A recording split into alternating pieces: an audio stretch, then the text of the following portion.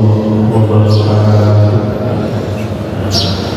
Alhamdulillah wassalatu wassalamu ala sayyidina Muhammadin al-Mustafa wa ala alihi wa ashabihi ahli sidqi wal wafa amma ba'd. Hadratul muhtaramin wal muhtaramat, para hadirin hadirat jamaah salat subuh rahimahullah. Alhamdulillah wonten ing menika kula panjenengan sedaya pinanggih dening Allah Subhanahu wa taala saged sareng-sareng nglampahi ibadah salat subuh berjamaah, saged sareng-sareng nglampahi ibadah siang dan ibadah-ibadah ini. Mudah-mudahan sedaya amal ibadah kula panjenengan diterani dening Allah Subhanahu wa taala. Allahumma amin. Salawat dan salam mugi tinunjuk kepada junjungan kula panjenengan sedaya Hadratul Rasul Muhammad sallallahu alaihi wasallam, piyantu ingkang kula lan panjenengan ajeng-ajeng syafaatipun. Mudah-mudahan kula lan panjenengan sedaya pikantuk syafaatipun Gusti Kanjeng Rasulullah Muhammad sallallahu alaihi wasallam. Allahumma amin. Hadirin hadirat rahimahullah, wonten ing menika kula bagian memberikan materi tentang bagaimana kula panjenengan nglampahi agama kula panjenengan iki di era globalisasi. Hadirin hadirat rahimahullah, panduan hidup yang diberikan oleh Hadratul Rasul Muhammad sallallahu alaihi wasallam yang ditulis oleh Al-Mustadrak, kitabipun Al-Imam Al-Hakim, biasa disebut dengan Mustadrak Al-Hakim. Hadratul Rasul diantaripun dawuhipun kersane kula panjenengan boten tersesat, boten salah di hidup di era manapun, di zaman apapun. Rasulullah dawuh, inni qad taraktu fikum ma in i'tasamtum bihi falan tadillu abada. Dari Rasulullah, teman, ini teman sesungguhnya aku Rasulullah nasihati kamu tenang. Ini dalam simbol takkid, menunjukkan makna serius, makna sungguh, makna penguatan. Ini kotar, kalau ngaji nahwu ini pun enek ini ditambahi kot masuk fi'il madhi. Ini tahu kita double kalau ngaji nahwu. Serius benar, sungguh benar terjemah ini. Aku telah meninggalkan kepada kalian ini tasawwur bi fala tadillu abada. Jika engkau berpegangan dengan apa yang aku tinggalkan itu, fala tadillu, engkau tidak akan tersesat. Ini kita melang nafi, ngaji nahwu ini maknanya nafi lil istiqbal, menafikan untuk masa yang akan datang. Artinya kapanpun nantinya you hidup di era apa, you tinggal di mana, kalau kamu i'tasabtu berpegangan dengan apa yang aku tinggalkan, you tidak akan tersesat. Sampai kapan ya Rasulullah? Abadan. Teks hadisnya berikutnya apa? Abadan. Abadan itu artinya forever, selama-lamanya. Jadi kalau kula jenengan walaupun sakniki diwastani era globalisasi, diwastani zaman napa niki milenial, generasi ini generasi Z, pun diarani napa mawon janji kula jenengan kersa iktisam bima tarokana Rasulullah lan nadilla abada, maka kita selamanya tidak akan tersesat. Apa itu? Dawuhipun Rasulullah tutukanipun hadis, kitaballahi wa sunnatan nabiyyikum. Nggih menika Al-Qur'an dan hadisipun Hadratul Rasul Muhammad sallallahu alaihi wasallam. Terus para Bila kembali ke tema yang diberikan ke saya, menjalankan agama di era globalisasi. Jawabannya gitu, sami seperti rumiyin. Menika kula jenengan kedah al-ihtisam bil kitab wa sunnati Rasulillah sallallahu alaihi wasallam.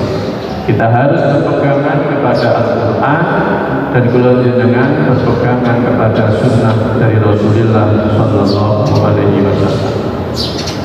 Para rawuh ingkang minulya. Jadi pertanyaannya, bagaimana kula jenengan ini diwastani berpegangan dengan kitabnya Allah, berpegangan dengan sunnahnya Rasulullah? Apakah cukup bila kula jenengan lajeng maos Al-Quran lalu baca terjemahannya terus sambut, atau kita tahu batas-batas kula jenengan memiliki keterbatasan dalam memahami ayat-ayat itu Allah Subhanahu wa Ta'ala, memahami hadis-hadisnya Rasulullah, lalu kemudian kita bertanya, kita ngaji kepada para ulama. Allah sendiri yang menjawab hal ini. Jawabun Allah Ta'ala, ya ayyuhalladzina amanu atiiullaha wa atiiur rasulah wa ulil amri minkum fa in tanaza'tum fi syai'in farudduhu ila Allahi wa rasulih.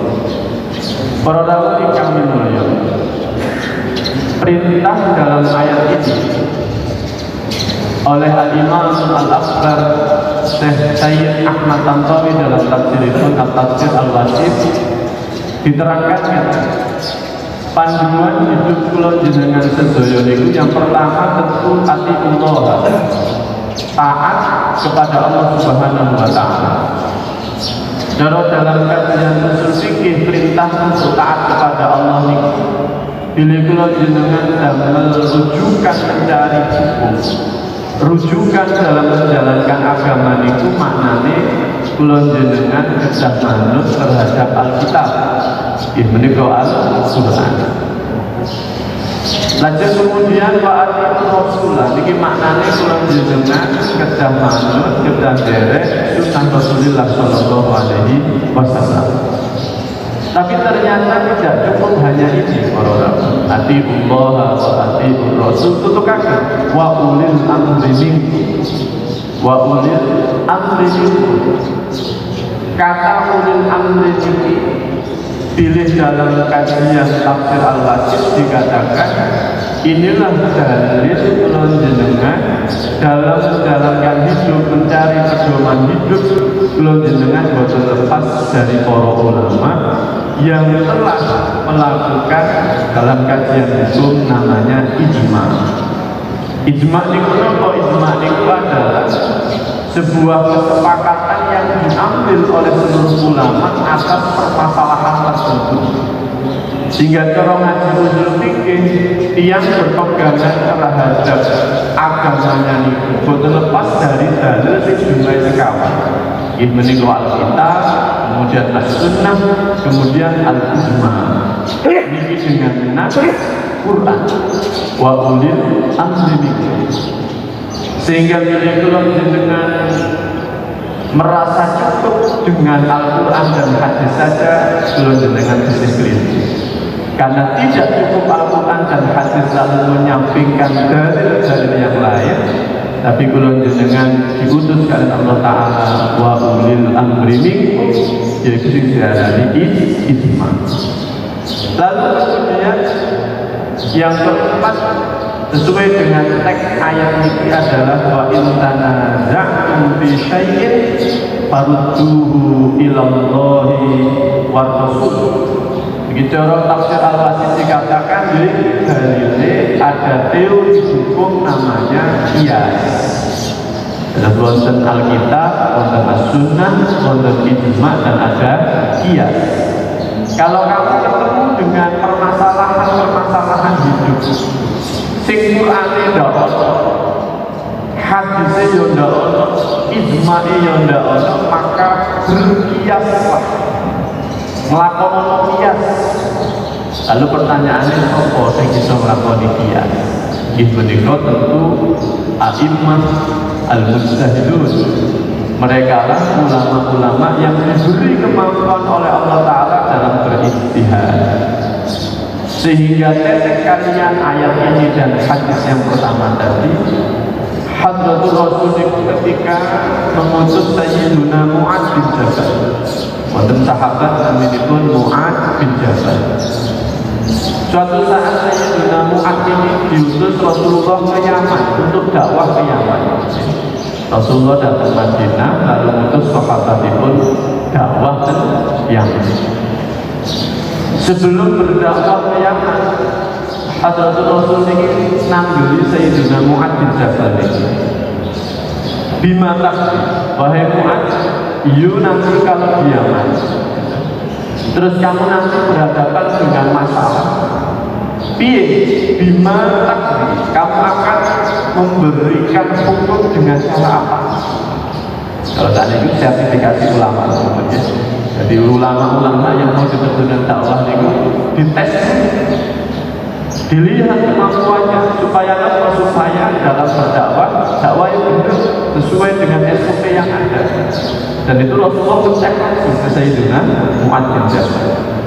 Bima takdi ya, sampai nanti di Yaman berhadapan dengan masalah, gimana cara untuk menyelesaikan problem itu? Dari Sayyidina Mu'adz, abdi di kitabillah, saya akan memutuskan masalah itu berpegangan dengan kitabullah subhanahu wa ta'ala.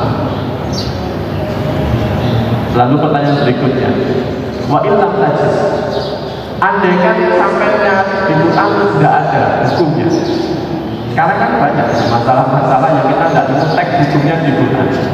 Contoh gampang, jual beli online, COD, pay letter.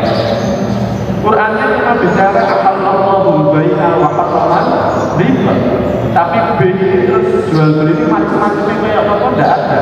Jumlah jenis yang konkret detail dalam Al-Quran tidak ada. Cuma ahallallahu bai'a wa harrama riba. Lalu kata Sayyidina Mu'adz, abdi bi sunnati Rasulillah sallallahu alaihi wasallam. Saya akan memutuskan hukum itu berpegangan dengan sunnah itu benar. Karena Rasul ini menjadi orang paling pas dalam menafsir Quran. Memang Rasulullah kantor wahyu saking Allah Subhanahu wa ta'ala. Apapun yang diucapkan Rasulullah tidak mungkin keliru. Wa ma yantiqu 'anil hawa in huwa illa wahyun yuha. Rasulullah mesti berbalik. Wa illam tajid, andai kan Quran gak enak, so hadis gak enak, piye sampai memutuskan hukum itu? Jawab Sayyidina Mu'adz, ajtahidu wa ta'ala, saya akan beristihad, saya akan menggali hukum dari sumber-sumber yang lain. Saya akan menerapkan kemampuan saya untuk memastikan hukum itu tidak melenceng dari hukum yang sudah ada. Ada istihad. Jadi Quran hadis nomor cekap. Kalau memang kita ingin menjalankan agama ini dengan baik dan benar, lalu ekspresi Rasulullah dengan jawaban Sayyidina Mu'adz ya Alhamdulillahilladzi waffaqa Rasulullah lima yuhibbu wa yarda. Matur nuwun Gusti, jenengan maringi utusan-utusan kula niki. Jenengan telah memberi hidayah, memberi taufik sehingga orang yang aku utus untuk dakwah ini netek dengan apa yang kau ridhoi. Ini artinya apa? Artinya di era manapun, kapanpun dan dimanapun, syariat dalam jenengan ini, Islam ini sholih di kulli zaman wa makan, selalu bisa diterapkan, selalu bisa digunakan wherever, dimanapun dan kapan pun, jaminan dari Allah Subhanahu wa ta'ala. Tapi syaratnya kembali ke Al-Quran, kembali ke Al-Hadis, dan tidak meninggalkan ulama, tidak meninggalkan para mujtahid yang sudah beristihad. Lalu ada produk namanya ijma, ada proses namanya qiyas, sehingga belum jenengan hingga hari ini pilih belum jenengan kegodelan sekalian ulama-ulama. Insya Allah belum jenengan tetap pada rel yang benar, belum jenengan pada jalan yang benar, ibadikatul Islam. Oleh karena itu sebagai penutup, Hadratul Rasul mengingatkan kula panjenengan sedaya bahwasanya al ulama warasatul anbiya, Bila kula jenengan ingin kembali kepada Allah Ta'ala, ingin kembali kepada Rasulullah, maka di hadapan kula jenengan wonten para warasatul anbiya, ada para pewaris dari para nabi, boten senesih menika para ulama. Sehingga kula jenengan insya Allah dengan bimbingan para ulama, dengan membaca menganalisis apa yang sudah dikaji oleh para ulama, insya Allah kula jenengan boten keluar dari Al-Quran, boten keluar dari hadis, dan pilih kula jenengan boten keluar dari keduanya, lan tadillu abada. Kula jenengan tidak akan pernah tersesat kapanpun dan dimanapun, dan yakin kula jenengan sedaya hadhihi syariah, syariat Rasulullah Muhammad sallallahu alaihi wasallam ini mustamirratun ila yaumil qiyamah.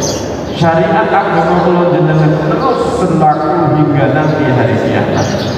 Bahkan Imam As-Suyuti dalam kitabnya Namini Al-Bahir menegaskannya, kalau orang dengan ikut dari pendapat bahwasanya Nabiullah Khadir alaihi salam itu gesang sampai hari ini dan gesang sampai mati, ketahuilah kata Imam Suyuti, Nabiullah Khadir alaihi salam itu syariatnya memakai syariat Rasulullah Muhammad sallallahu alaihi wasallam. Demikian pula Nabi Isa nanti ketika turun sebelum kiamat juga menjalankan syariat itu Hadratul Rasul Muhammad sallallahu alaihi wasallam. Maka insya Allah bila kula jenengan boten lepas saking ulama, maka kula jenengan tidak akan tersesat, baik disebut eranya globalisasi atau zaman milenial atau generasi Z, atau entah nanti disebut zaman apa lagi, lan tadillu abadan. Kula jenengan tidak akan tersesat. Janji kula jenengan mau ini akasuntum bi kitabillahi wa sunnati Rasulillah sallallahu alaihi wasallam. Dan itu yang saya kula aturaken. Kira-kira ngapunten, wallahu muwaffiq ila aqwamit thoriq.